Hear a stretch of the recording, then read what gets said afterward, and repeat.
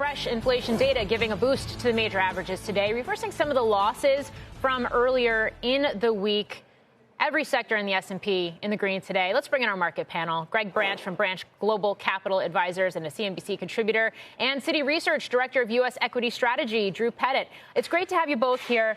Greg, you're on set with me. I'm going to start with you. The fact that the Russell 2000 outperformer again this week, finishing up 3.5% on the week, third straight week of gains for the small caps. Do we have legs here?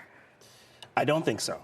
And I don't think so, meaning that the catalyst to reversing or abating some of this small cap outperformance is likely three things. The first is earnings. Leadership is going to be leadership.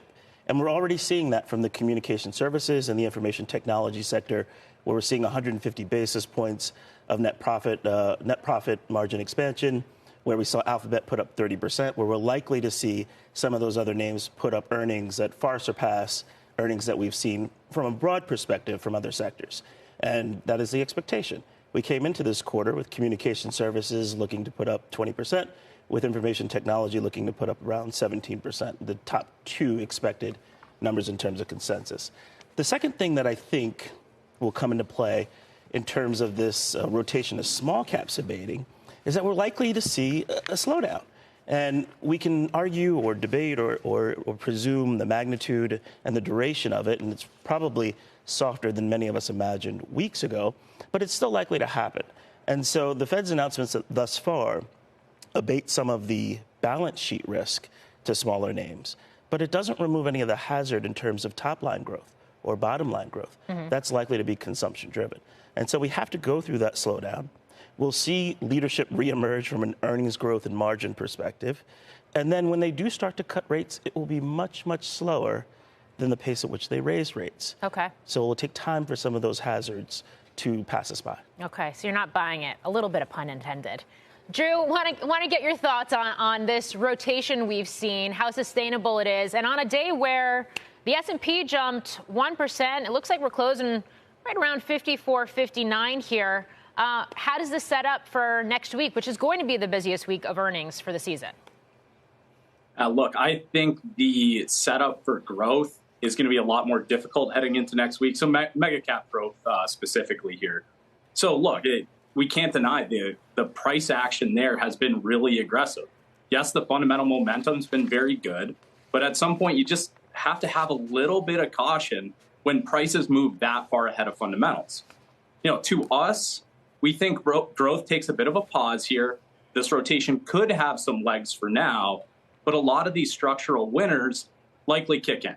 But look, just to make it real simple, they have to beat and raise. You can't just have one or the other this quarter, especially for the Mag 7 names that haven't reported yet. Okay. So, Greg, you're basically saying, and you write this isn't the great rotation. It's an overstretched rate cut rally. What would you be buying then, if not small caps? So I think I agree with Drew here. The key, the secret sauce is what's going to deliver on 20% plus earnings growth. And when you're banking on 20% plus earnings growth, what you want to see is something tethered to secular tailwinds, generational secular tailwinds in the case of AI and cloud, et cetera. Or you want to see some structural supply-demand imbalance. And so I'm not saying that we haven't picked at the small cap ocean or basket.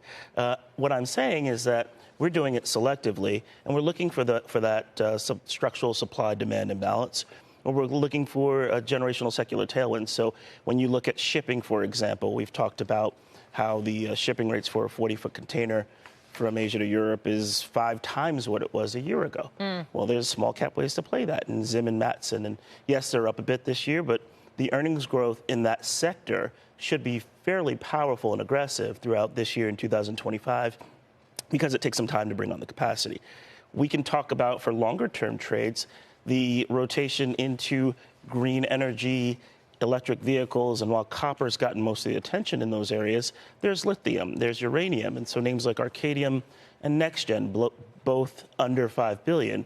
Obviously, the decreased risk of financial duress, particularly given what they have to invest to acquire and develop their properties, better access to capital, more widespread access to capital, and at better terms, obviously, advantages those companies And at the same time, we have access to that supply-demand imbalance because, as we all know, that the surge in demand for those precious metals far outstrip the projected supply over the next 10 years.